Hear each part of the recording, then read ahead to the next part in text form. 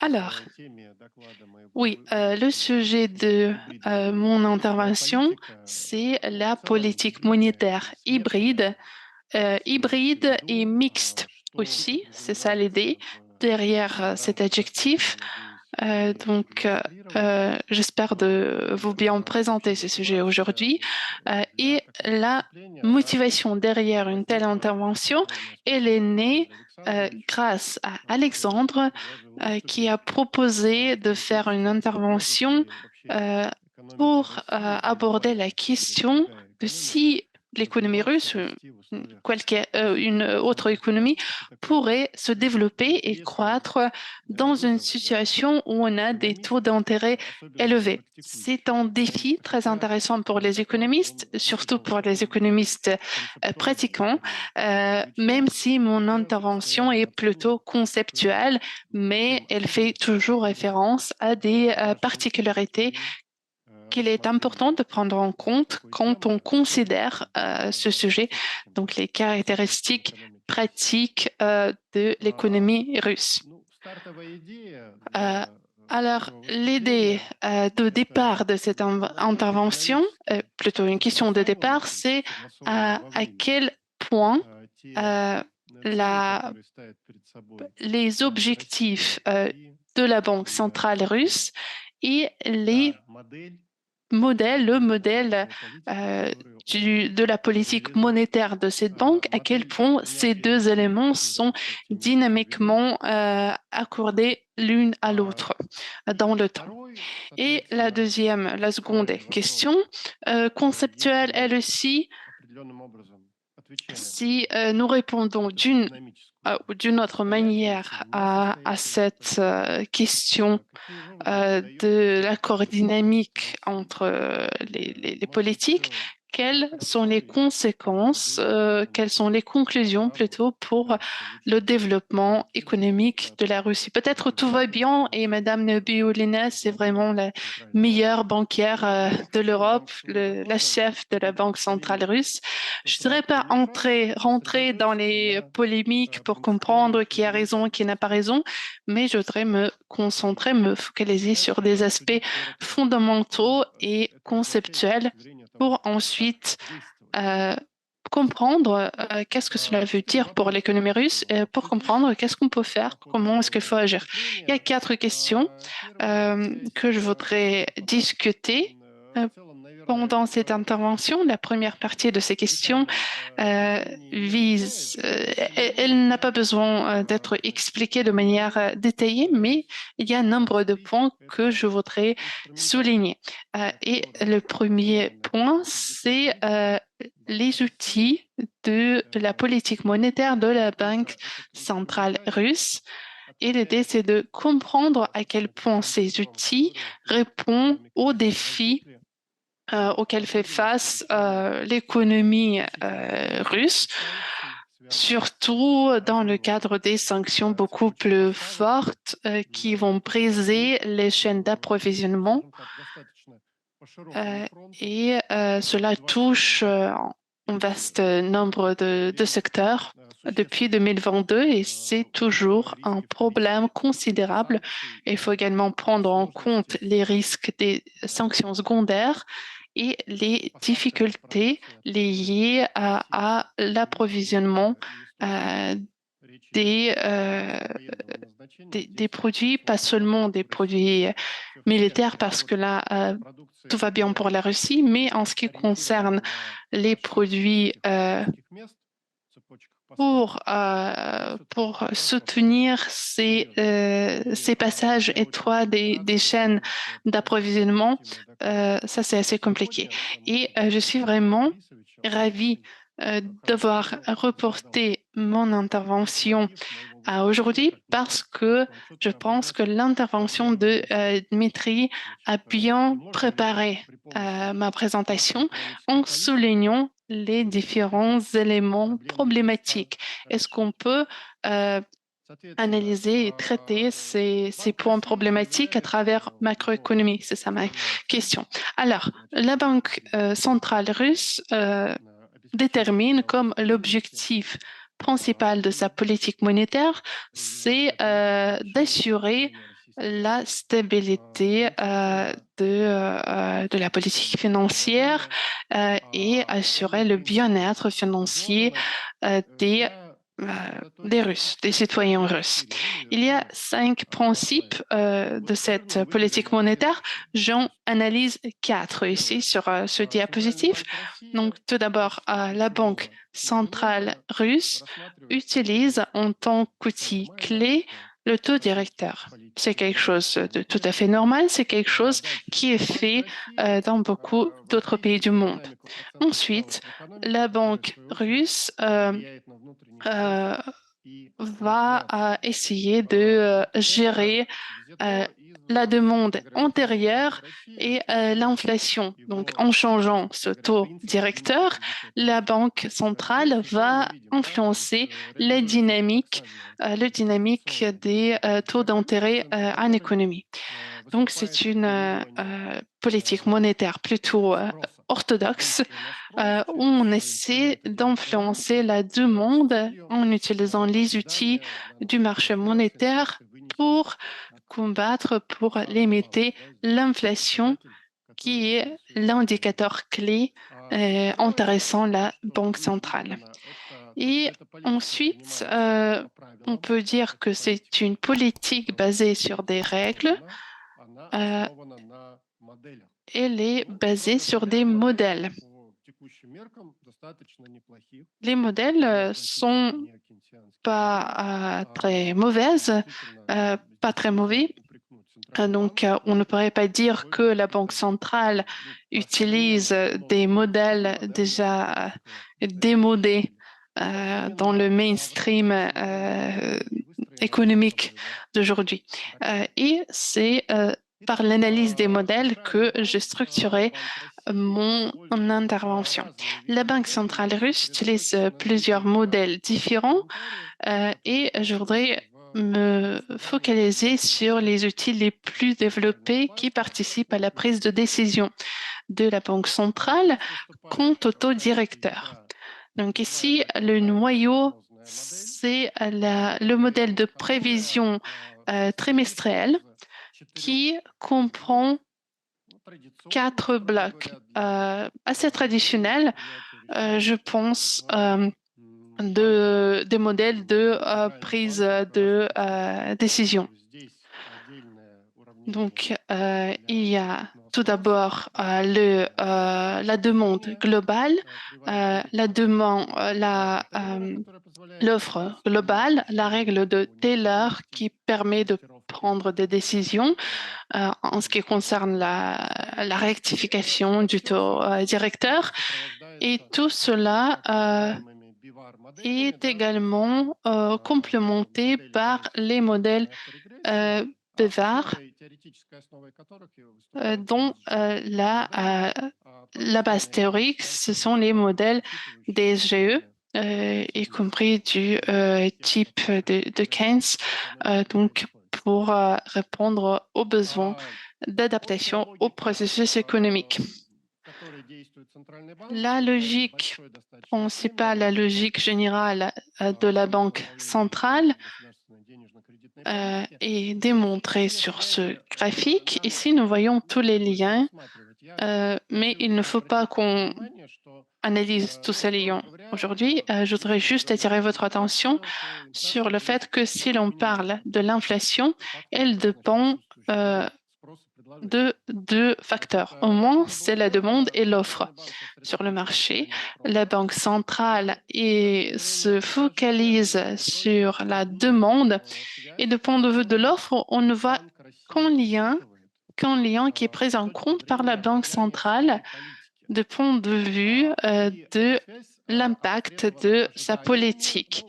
Elle est conditionnée par les expectations, c'est la courbe de Phillips, donc les expectations, et on peut lier ainsi le taux de chômage au taux d'inflation.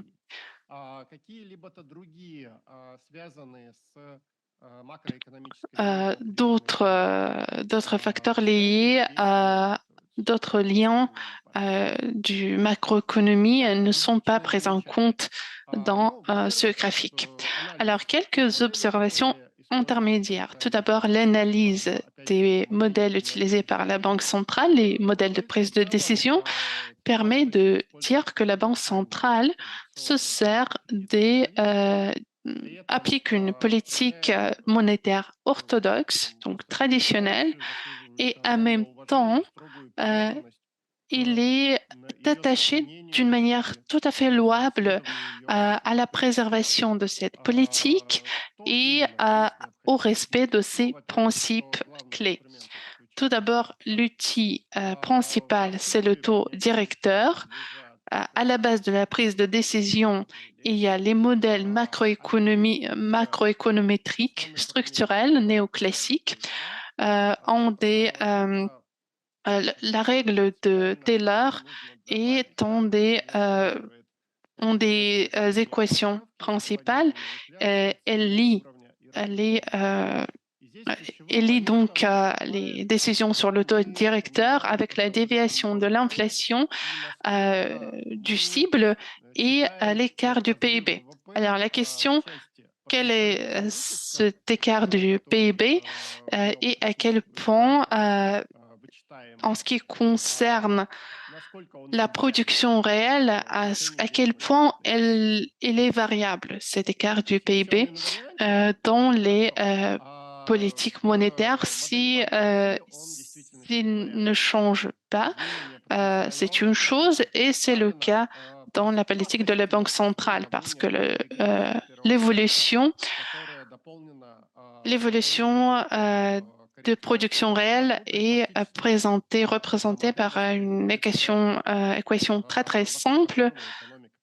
Et donc, ce modèle reproduit la tendance autour de laquelle se concentre l'économie. Un autre point très important qui suit de l'analyse du modèle de prise de décision, c'est la croissance de la demande d'investissement. C'est quelque chose qui est fixé dans les commentaires. Elle est considérée comme l'écart de production. Et donc, on pourrait dire que le modèle utilisé par la Banque centrale russe, pas seulement la Banque centrale russe, mais d'autres pays qui utilisent cette politique monétaire orthodoxe, elle est basée sur l'évolution de la demande brute et ne prend pas en compte euh, le facteur de l'offre brute et le changement des conditions réelles. Donc, on ne va pas prendre en compte l'impact potentiel sur la production réelle. Et comme conséquence, on pourrait se poser la question à quel point cette approche répond aux particularités de l'économie russe. Je serais par exemple d'accord si on décide d'appliquer cette approche aux pays développés qui sont effectivement assez efficaces, des structures efficaces qui existent depuis assez longtemps. Donc, ces structures peuvent adapter l'économie aux chocs subis. Cela ne se passe pas toujours très rapidement, mais ce sont des pays qui disposent des technologies de pointe. Euh, c'est une technologie assez hétérogène et de niveau assez haut. Et donc là, peut vraiment regarder la production réelle comme quelque chose qui est invariable pour la politique monétaire. Et on comprend que le marché va gérer tout ça au sein de la tendance actuelle, influencée par le progrès scientifique et technologique qui est lié à la productivité du travail. À quel point est-ce que c'est applicable à l'économie russe? À mon avis, c'est assez c'est assez redoutable parce que l'économie russe est très hétérogène, elle n'est pas homogène comme les économies d'autres pays où on a des approches technologiques tout à fait diverses et même là, l'hétérogénéité est très élevée. Et jusqu'à il y a pas longtemps, on utilisait les catalysateurs importés et c'est que maintenant on commence de développer, de produire nos propres équipements face au risque de non-approvisionnement en ce type d'équipement par l'Union européenne. On a déjà parlé du capital humain. Je vais faire juste une petite remarque pour complémenter ce que venait de dire professeur Sherbanin. Je vais utiliser l'exemple de Novosibirsk. Jusqu'à 1990, c'était un des centres industriels russes les plus développés, avec des entreprises de très haute technologie. Comme conséquence, il y avait une vraie armée de forces de travail utilisées, employées en production industrielle. C'était des spécialistes de très haute qualification qui travaillaient avec des équipements complexes. Mais après les événements des années 90, les entreprises ont réduit leur production et les personnes ont été licenciées. Là, cette situation s'est stabilisée vers les années 2000. Et alors, ces personnes qui travaillaient avant aux usines, elles sont allées faire des courriers, des gardes, etc. Donc, des emplois pas du tout professionnels. Alors là, aujourd'hui, on voit une demande en ce type de personnel et les entreprises doivent revoir leurs paramètres de salaire parce qu'elles ne peuvent pas faire satisfaire à la demande sans d'autres personnels, d'autres personnes. Donc, ces personnes sont en train de revenir aux entreprises. Elles ne sont plus tellement nombreuses que dans les années 1990. Et donc, le capital humain, c'est quelque chose qui a beaucoup d'énergie d'une part, et d'autre part, c'est quelque chose qu'il faut absolument prendre en compte quand on parle de la production potentielle.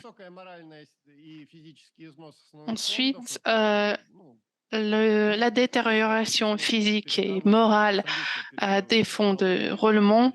Dans certains secteurs, on a des technologies de pointe vraiment, mais en d'autres secteurs, c'est un vrai problème.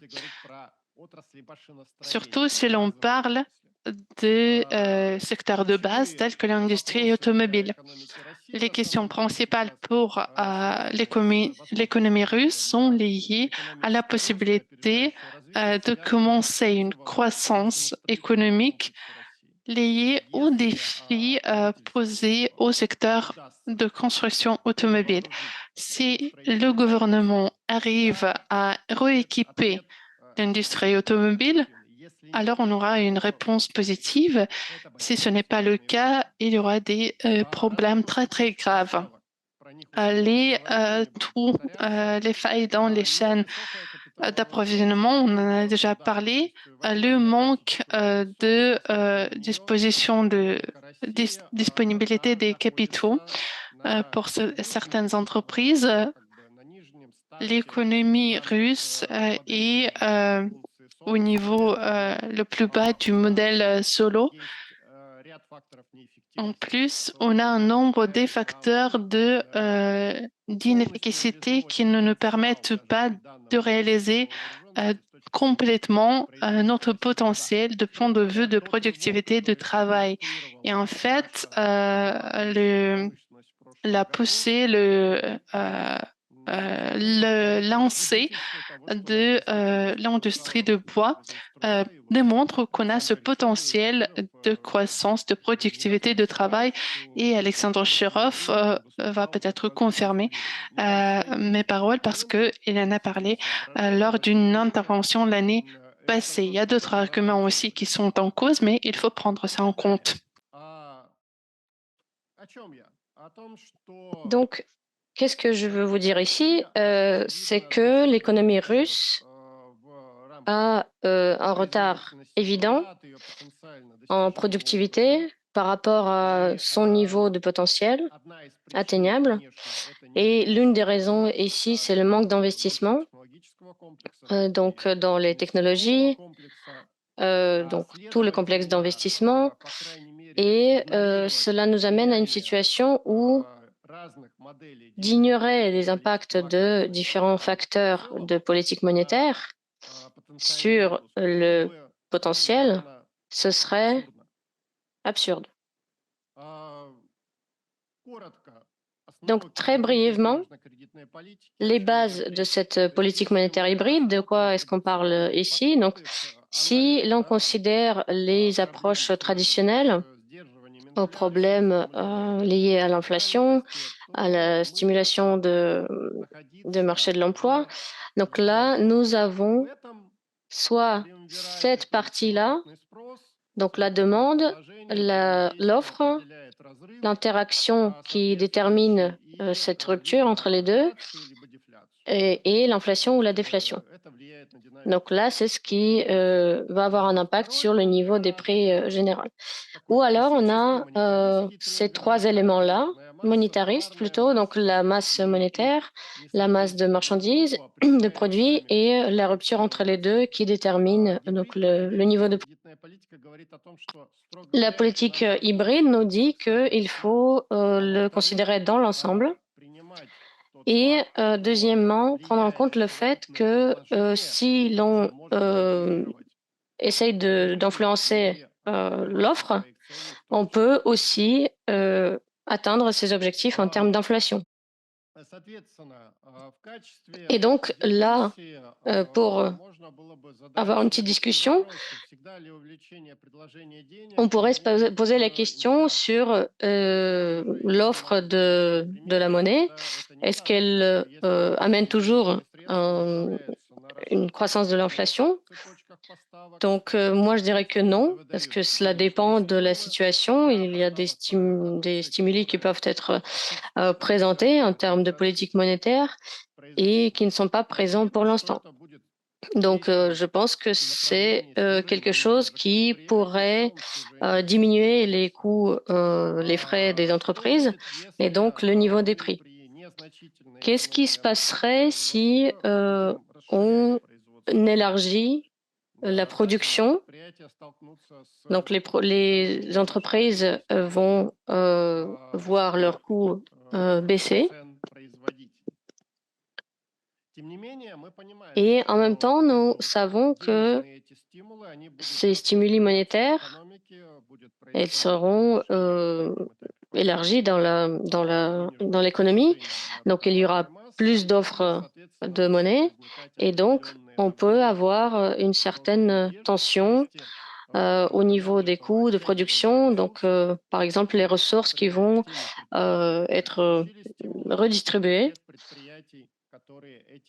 vers ces entreprises qui auront reçu ces mesures de soutien.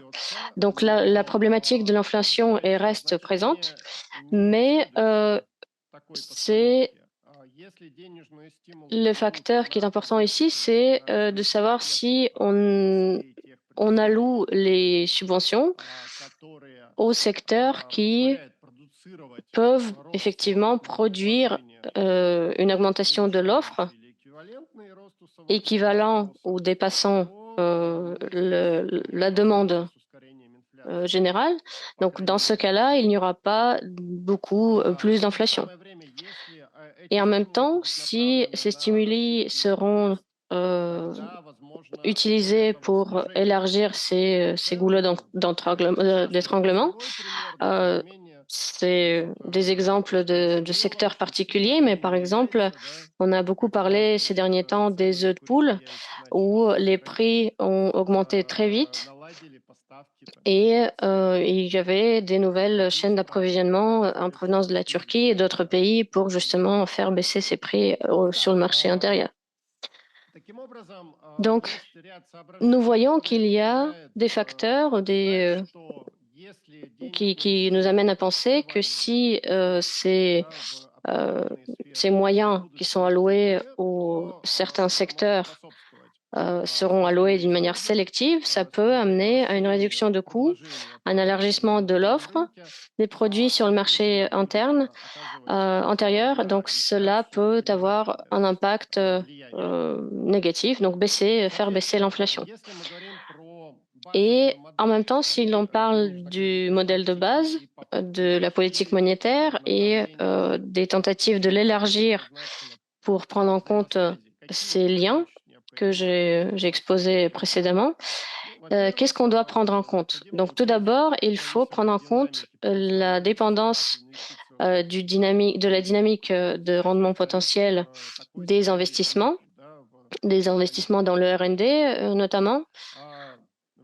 Ensuite, il faut porter une attention particulière sur la demande d'investissement, et c'est déjà fait dans le modèle de la Banque centrale, mais on ne prend pas en compte le facteur de différenciation des taux d'emprunt. Donc, quand on parle d'un impact sélectif, on entend par là que la demande des consommateurs et peut être régulée par un taux et la demande en investissement par d'autres taux. Donc, ce n'est pas forcément les mêmes taux de pourcentage. Ça peut être aussi d'autres mesures de soutien, des subventions ou d'autres outils de macroéconomie. Et ici, je vous présente mes conclusions. Donc, quelles sont les conséquences pour l'économie de la Russie? Donc, pour l'économie russe, on voit que la dépendance de rendement potentiel de la politique monétaire est vitale, est clé. Donc, si l'on parle de la politique monétaire en tant que telle, et la question que je me posais donc au début de cette intervention, c'est le fait de ne pas prendre en compte ce facteur qui détermine la politique actuelle, parce qu'ils ne prennent pas en compte l'impact sur le rendement potentiel. Donc cela veut dire que la politique dynamique de la Banque centrale pose certaines questions, en tout cas dans cette analyse conceptuelle, et donc peut-être que cette politique n'est pas tout à fait raisonnable. Ensuite, dans les conditions actuelles du marché intérieur, qui n'est pas assez développé, et avec ce manque de mesures de soutien, effectivement, les taux vont être élevés. Qu'on le veuille ou non, ces taux vont rester élevés. Et il y a des facteurs positifs ici, donc les facteurs traditionnels tels que la stimulation de l'épargne, c'est l'afflux de capitaux dans le pays. Donc là, on comprend bien qu'il n'y a pas de capitaux occidentaux ou européens, pas dans le futur proche, mais il y a d'autres pays qui sont intéressés par des projets conjoints avec l'économie russe, et ces projets peuvent être réalisés. Donc, quel est l'impact des taux élevés? Donc, c'est l'augmentation de la norme de productivité. Donc, bien sûr, on élargit les secteurs qui ont un rendement assez haut, une marginalité assez haute, ou alors ceux qui ont un soutien de l'État considérable.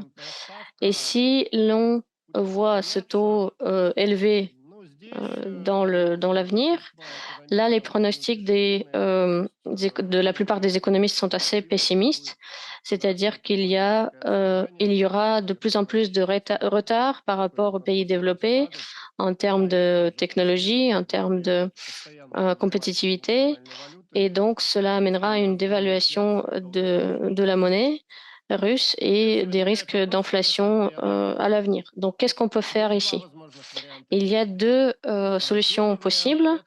Tout d'abord, on peut appliquer cette politique hybride monétaire, peut-être en prenant l'exemple chinois.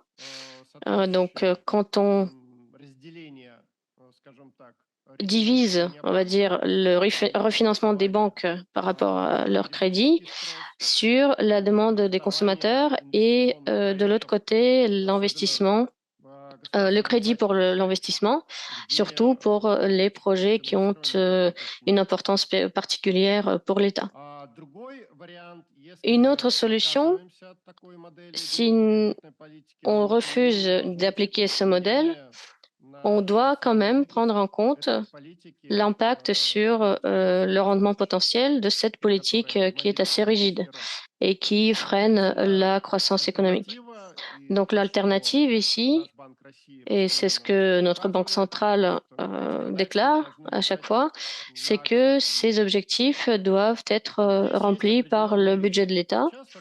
Mais il y a des risques liés à cela. Donc aujourd'hui, le développement se passe d'après ce scénario, justement, et il y a de emprunts pour les entreprises, des grandes entreprises qui essayent donc d'élargir leur production.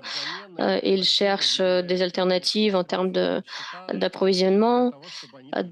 Pour qu'ils puissent, dans 6 mois, par exemple, quand ils arrivent à relancer leur production, qu'ils livrent leur production qui est nécessaire.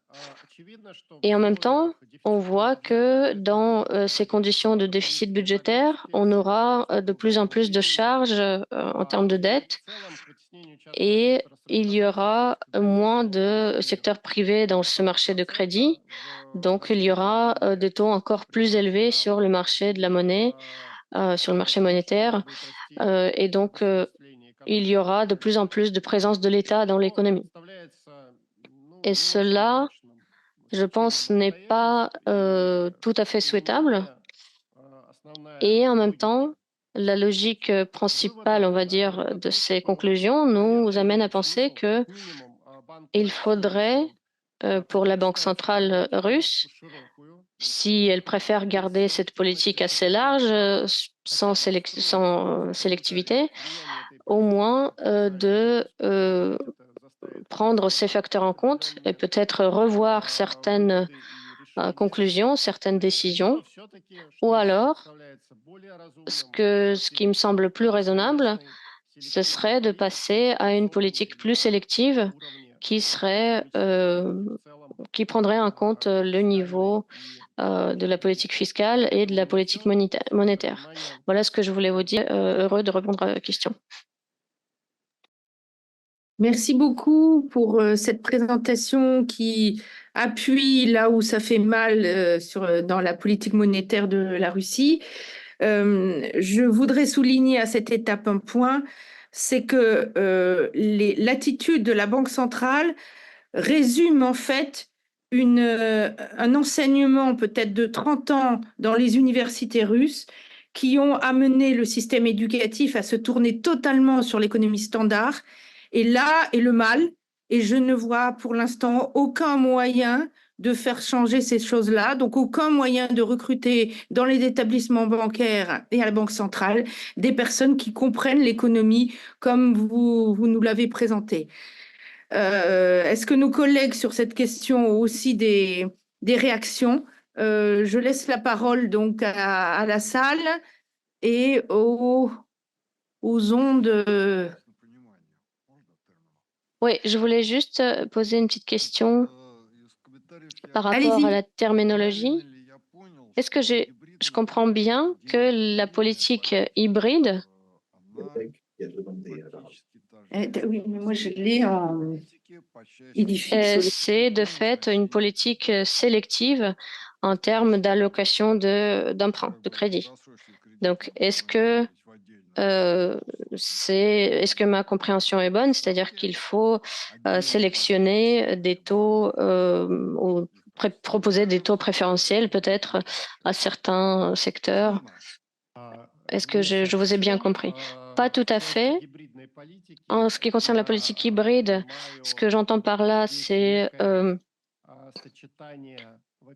une sorte de combinaison d'une politique monétaire, oui, mais une politique qui prendrait en compte l'impact sur la structure de l'économie et donc pas seulement dans la politique du marché large, où il n'y a pas de sélection, de sélectivité, mais qui prend en compte en fait l'impact sur la structure, sur les aspects technologiques, les aspects structurels, encore une fois, et donc qui prend en compte cet impact d'une certaine façon et évalue, estime leur impact et donc prend en compte ces critères. Et si l'on prend l'exemple chinois, là, effectivement, c'est une politique sélective sectorielle. Donc, il y a des secteurs qui qui nécessitent d'autres conditions macroéconomiques par rapport aux mesures de soutien. Donc là, effectivement, on peut parler d'une politique sectorielle, sélective, on peut l'appeler de différentes façons. Mais en tout cas, donc cette politique hybride, elle est d'une certaine façon plus large, en fait.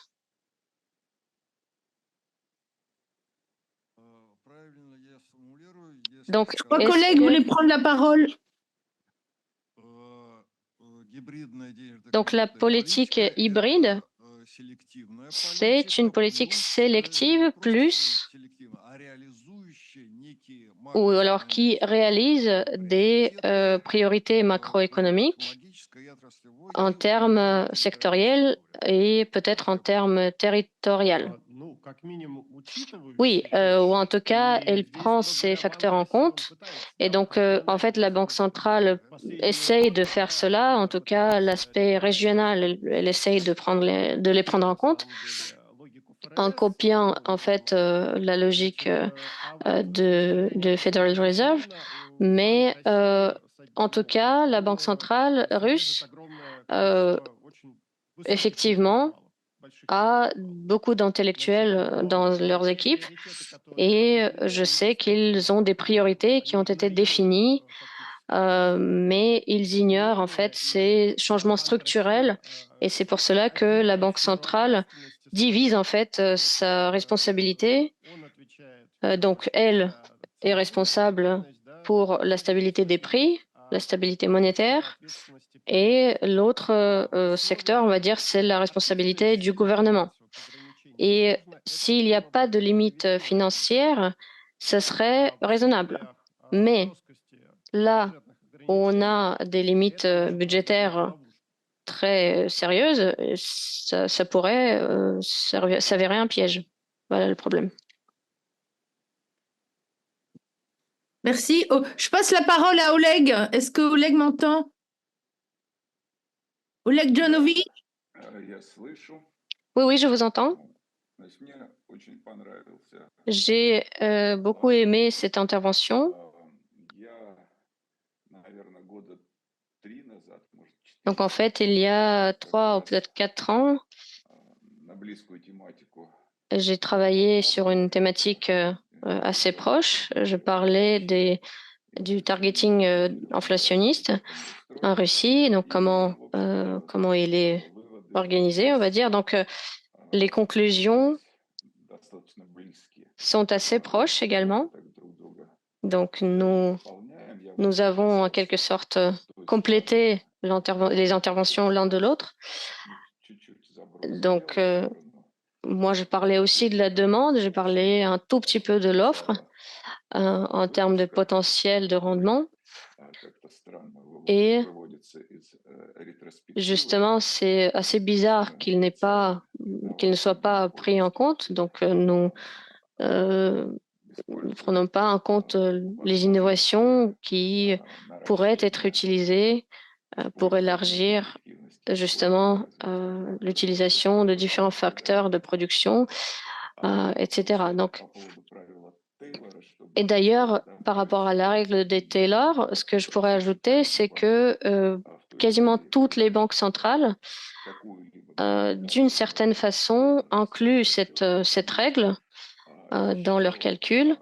Et il y a également un autre détail dans toutes les modifications des coefficients d'élasticité, de la différence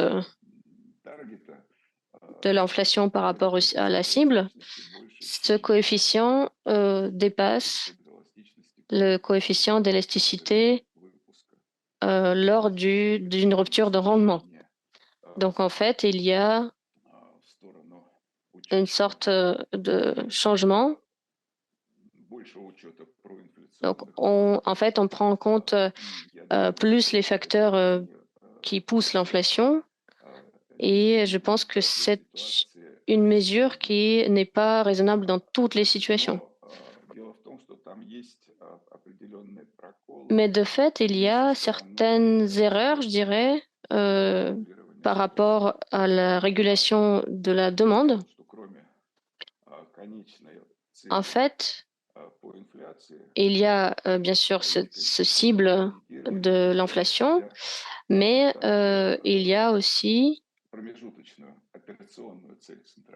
des cibles intermédiaires de la Banque centrale. Donc, la Banque centrale, effectivement, peut atteindre cette cible opérationnelle intermédiaire, mais ensuite, pour passer de cette cible intermédiaire au target, à la cible, là, c'est plus compliqué, ça dépend de beaucoup de facteurs. Donc, il y a ce qu'on appelle des mécanismes de transmission.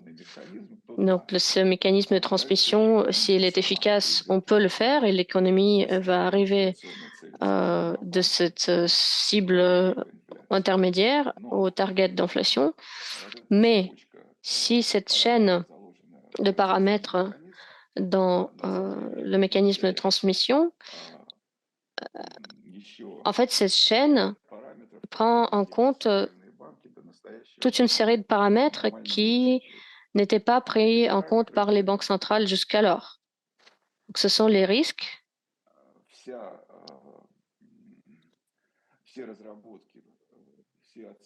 Toutes les estimations sur les mécanismes de transmission ne prennent pas en compte les risques. Donc là, ce que nous dit la Banque centrale, elle nous parle aussi des risques, mais ils ne prennent pas vraiment en compte ces risques financiers. Donc les risques qui sont pris en compte, ce sont des risques liés à l'inflation, à la déflation, d'autres types, mais ce ne sont pas des risques financiers. Et donc, si nous avons des risques dans ce système financier qui sont assez bas ou qui sont absents, tout va bien. Mais si ces risques sont élevés, il peut y avoir des réactions des agents économiques différentes et voilà, cela envoie un signal à la Banque centrale en quelque sorte pour modifier le taux directeur. Donc, il y a des travaux dans ce sens. George Akerlof, par exemple, d'autres économistes qui ont analysé la situation avec l'incertitude, en situation d'incertitude et de haut risque financier. Donc justement, c'est une situation d'incertitude sur la qualité de la dette. On parle aussi de la régulation justement de l'offre et de la demande pour lesquelles il faut prendre des mesures supplémentaires. Et il y a aussi, ce que nous savons tous, un diapason de taux entre le risque moral,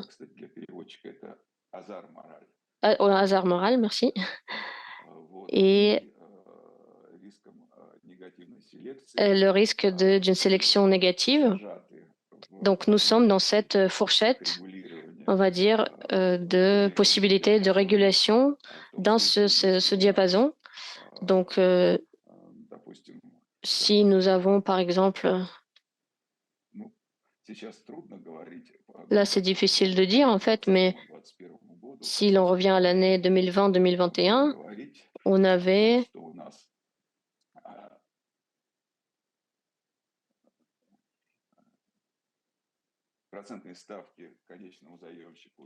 les taux qui étaient très différenciés et les taux les plus élevés étaient au niveau de la sélection négative, justement, et les taux les plus bas étaient au niveau du hasard moral. Donc, en fait, cette régulation nous a amené à des résultats inattendus. Donc, toutes ces choses-là, en fait,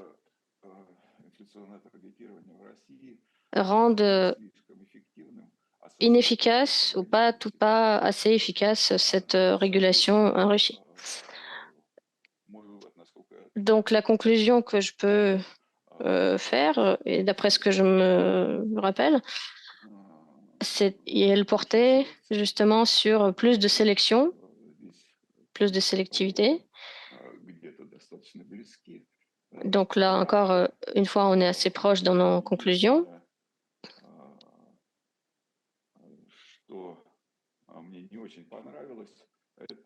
Par contre, ce que j'ai un peu moins aimé, c'est cette idée sur les cas dans lesquels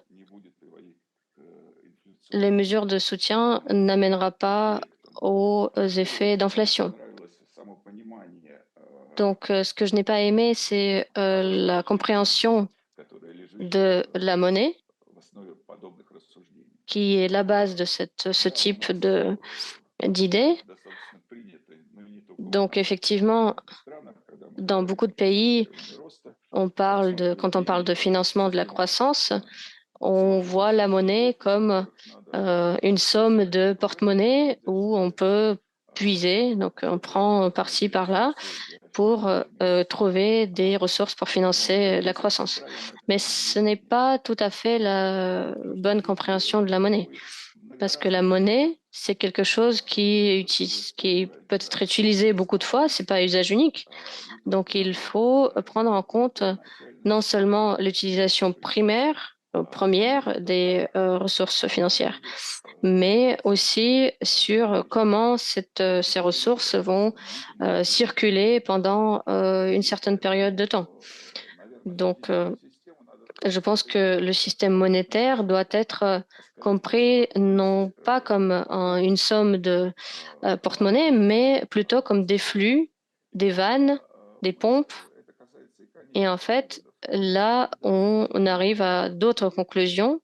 Et quand on parle d'une sélection, il faut plutôt parler non pas de comment diriger ou d'où puiser et où diriger ces ressources supplémentaires, mais quelles sont les pompes qu'il faut activer, quelles sont les vannes qu'il faut fermer ou ouvrir pour modifier les flux dans le système. Donc, effectivement, il y aura des questions sur la tension à l'intérieur du système. Est-ce qu'il faut y rajouter quelque chose ou alors ouvrir des vannes pour faire sortir la masse monétaire qui est dedans? Mais en tout cas, on parle ici d'un système dynamique et non pas seulement de la question de trouver des ressources dans un porte-monnaie ou dans un autre. Voilà le commentaire que je voulais faire. Merci beaucoup. Et d'une manière générale, en fait, par rapport au modèle, par rapport à l'analyse de l'impact sur l'économie réelle, là, c'était très intéressant. Merci beaucoup. Merci Oleg pour tous ces éclairages fondamentaux qui lient les principes de circulation dynamique avec ces images de la circulation de l'eau dans les tuyaux. Je sais que nous aimons beaucoup dans le séminaire ces images et cette symbolique.